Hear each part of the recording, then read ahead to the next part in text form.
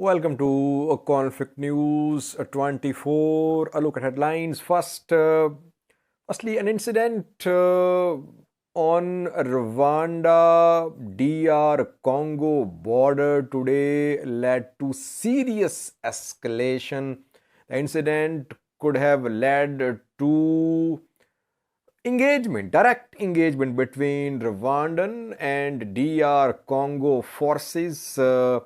A Congolese military aircraft, violated Rwandan airspace. It touched down on an airport in Rwanda. What happened? Rwanda has issued a statement, then Congo issued statement as well. What happened there? Was it a deliberate provocation from DR Congo, which has been accusing Rwanda of backing M23 fighters who are advancing towards Goma city in Congo? We have details for you. Secondly, two Congo officials spoke today, lashing out at Rwanda. Augustin Matata Ponyo, former Congolese PM, accused Rwanda that Rwandan soldiers were fighting in the guise of M23 fighters. Then General Sylvain Ekenge, who is commander of Congo's military, spoke, and he also lashed out at Rwanda. He talked about FDLR, Rwandan opposition armed group. He accused Rwanda of backing FDLR. Rwanda accuses DR Congo of backing FDLR. What did the general say? Secondly, we have details on a map for you. Where are M23 fighters? How close are they to Goma? How many kilometers is the distance between front lines and Goma city? What is happening in Goma? We have details on a map for you. After that, we'll have a look at Ugandan president's son's tweets. Muhoozi Kainerugaba yesterday said that M23 fighters were his brothers. No one should fight them. They are fighting for Tutsi rights. Today, he offered to mediate, and he criticized his father, Rugari Museveni's social media account in charge as well. And lastly, Russia-Ukraine conflict, where Ukraine has received some high-quality air defense systems. Ukraine has been calling for the delivery of these air defense systems, while Russia is going to receive ballistic missiles from Iran. Details for you. Firstly, viewers, today on Monday at around 11:20 a.m., an Su-25 Sukhoi-25, a fighter jet of Congolese army, entered Rwandan airspace. It touched down on an airport in Rwanda. Gisenyi is the name of the airport. It was not engaged by Rwandan air defense systems. The plane then took off and it returned to Congo's airspace. Rwandan government issued a statement saying that the incident happened, but its forces did not engage the Congolese Sukhoi 25 aircraft, and that Rwandan government raised the issue with Congolese government. We were waiting for a statement from Congo's government. Congo's government issued a statement just a few days ago. Congo's government has confirmed that the incident did happen, that its Sukhoi 25 fighter jet did enter Rwandan airspace, but the plane was not armed. Now, it seems, though tensions have been there between the two countries for months, because an opposition Congolese armed group is advancing towards a key city in North Kivu province of Congo. M23 group. And Congo says that Rwanda is backing M23 fighters. That is why tensions there. And Congo expelled Rwanda's ambassador last week. And Congo recalled its ambassador from Rwanda. So tension there. And meanwhile, this incident happened.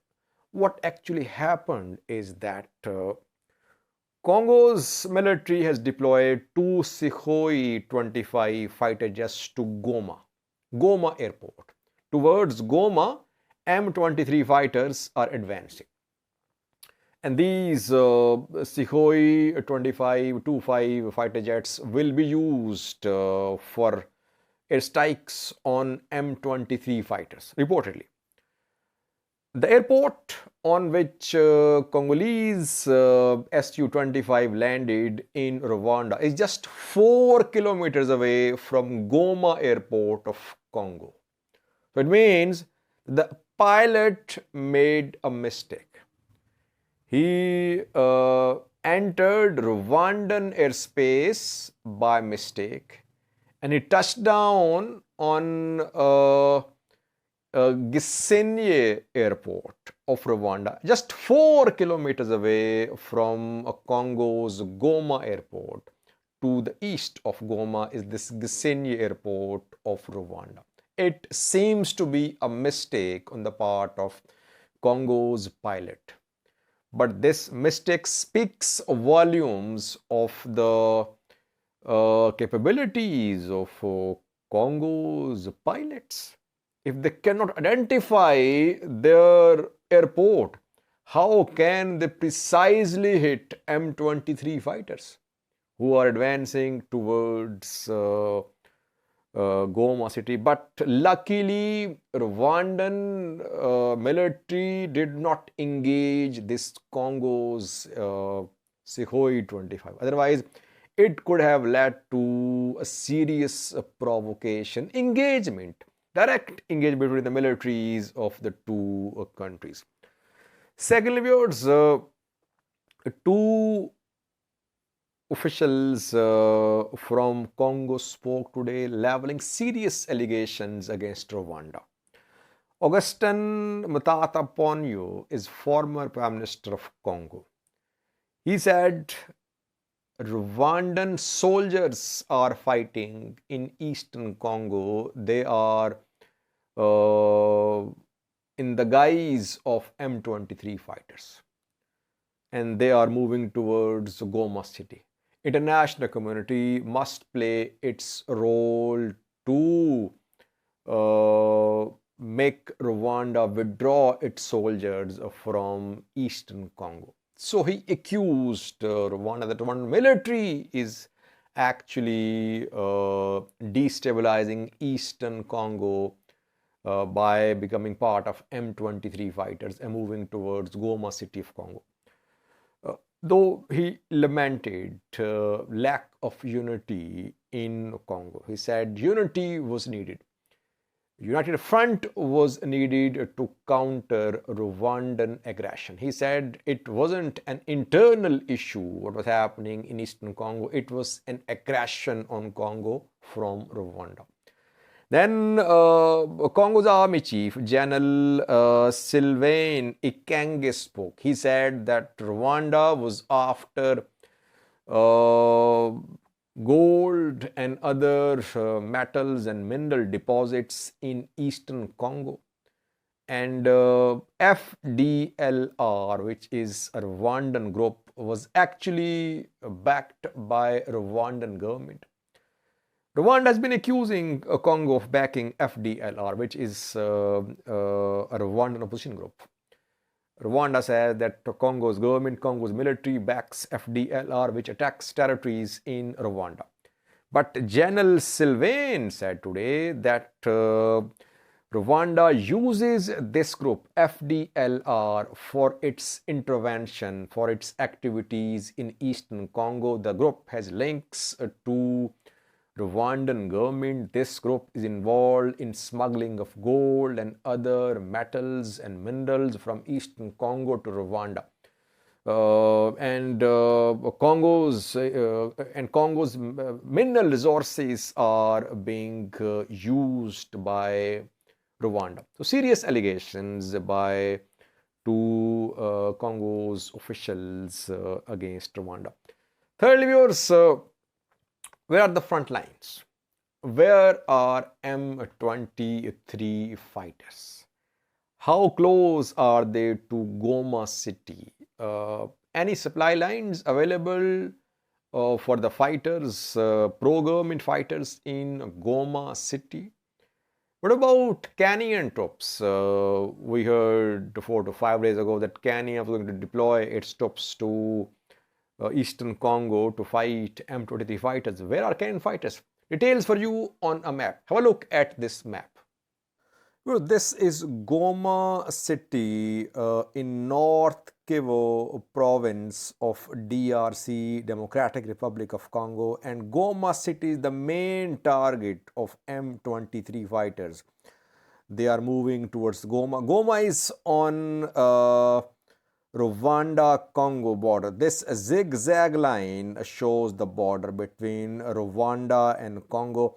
This is Goma airport, and to the east of Goma is you can see Gisenyi, which is on Rwanda side of Rwanda Congo border, and you can see Goma airport here, and 4 kilometers away in eastern direction is the airport where I think by mistake Congolese pilot landed, and then he took off and landed at Goma airport. So you see that the two airports are very close to each other on Rwanda-Congo border. Now, fighters from M23 group are advancing towards Goma. They are advancing parallel to Rwandan border. This line, Rwandan border. Parallel to this border is a road linking Goma with areas in a northern direction. Areas like Bohumba. Then further north, we can see other areas too, like Nagiko can be seen, Roman Gabo can be seen too here. Where is their position now, and from which other areas have they taken in recent days? You can see Rutshuru here. Rutshuru is under the control of M23 fighters. To the north of Rutshuru is a strategic small town which is called Kiwanja. Not very small. Kiwanja is also under the control of M23 fighters. They captured Kiwanja. Before that, they captured a town on Uganda, Congo border.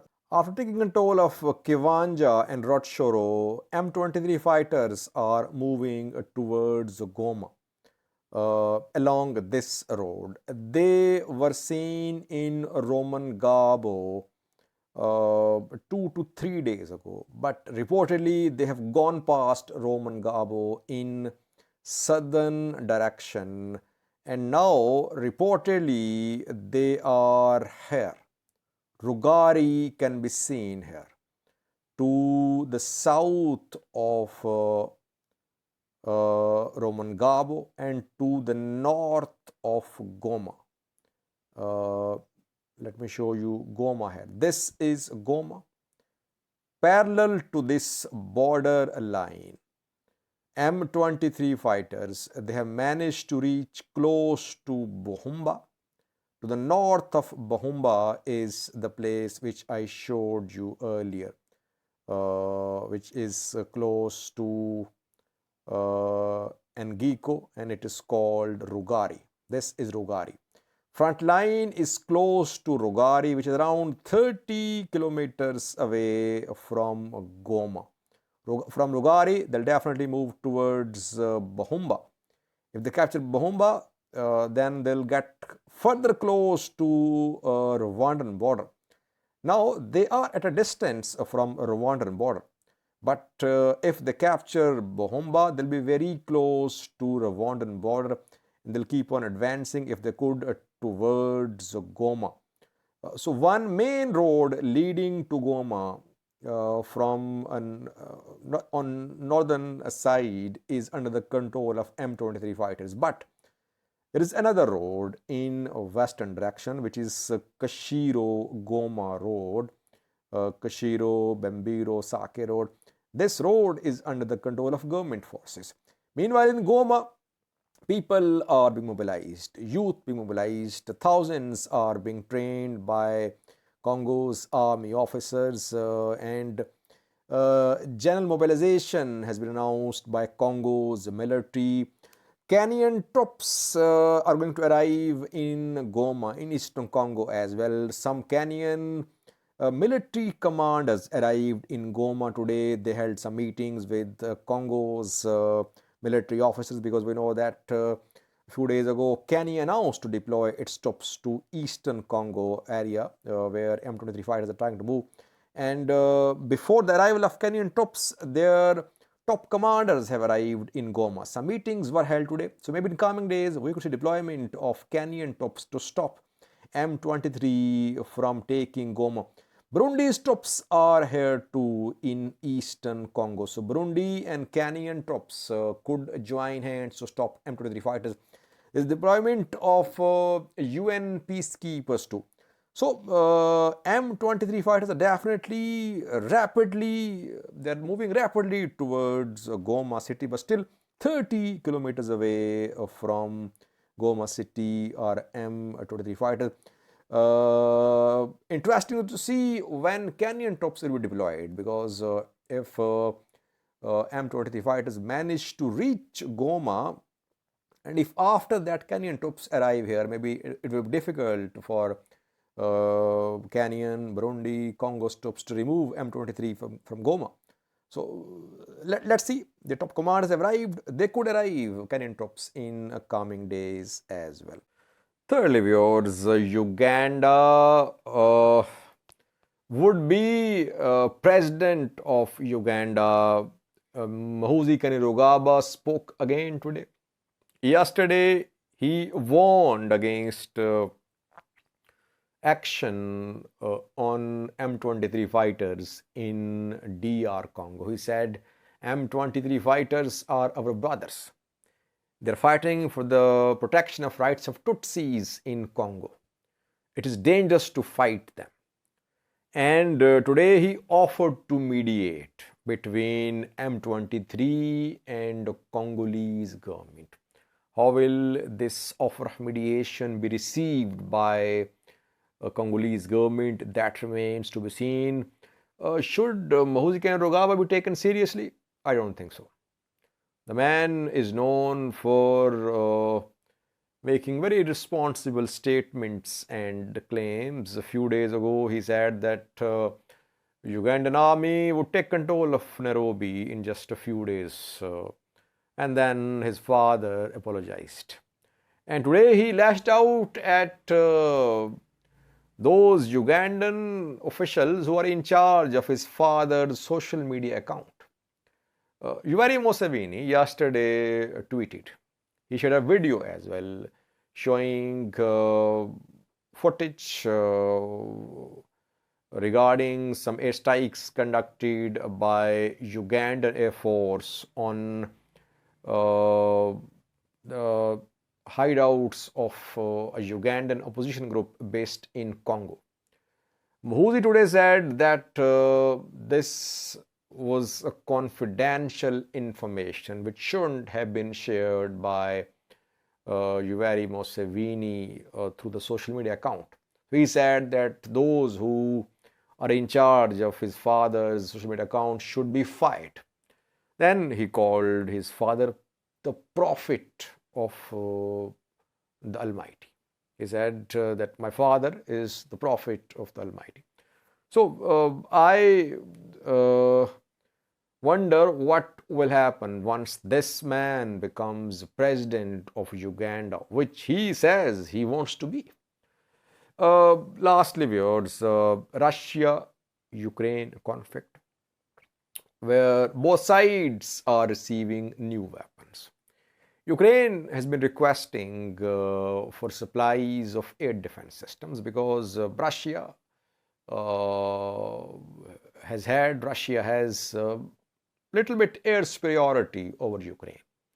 Ukraine wanted to counter Russian air superiority by having fighter jets, bombers, or air defense systems. And now Western countries are providing more and more air defense systems to Ukraine. Two European countries have provided short range modern air defense systems to Ukraine, which would definitely play a role in stopping Russian airstrikes and drone strikes on Ukrainian territories. Firstly, Norway has given NASAM air defense systems to Ukraine, which are short range surface to air air defense systems. Secondly, Italy has given Aspide air to air and surface to air missile systems to Ukraine. Both systems have arrived in Ukraine. On the other hand, Russia is about to receive ballistic missiles from Iran. Zulfiqar and Fateh 110 Iranian ballistic missiles will be provided to Russia from Iran through Crimea by air or by ships as well. It is being said for several days that Iran was planning to provide ballistic missiles to Russia. Earlier, Iran provided kamikaze drones and combat drones to Russian government. Russian forces are using kamikaze drones, Iranian Shahed 136 kamikaze drones against Ukrainian forces. Now, it seems that Iranian missiles will also be used by Russian forces. Question is, does Russia have no ballistic missiles? Yes, Russia has lots of ballistic missiles, but Russia wants to keep its arsenal intact. So it is relying on Belarusian weaponry and Iranian weaponry as well. If Russia uses all its weapons, it will have to rely on foreign weaponry. And secondly, there are limitations to production as well. Russia is definitely using large number of missiles, rockets in this war. So production capabilities are limited. That is why Russia is now looking towards Iran, Belarus, other countries for purchase of missiles and other weapons. Thank you for watching.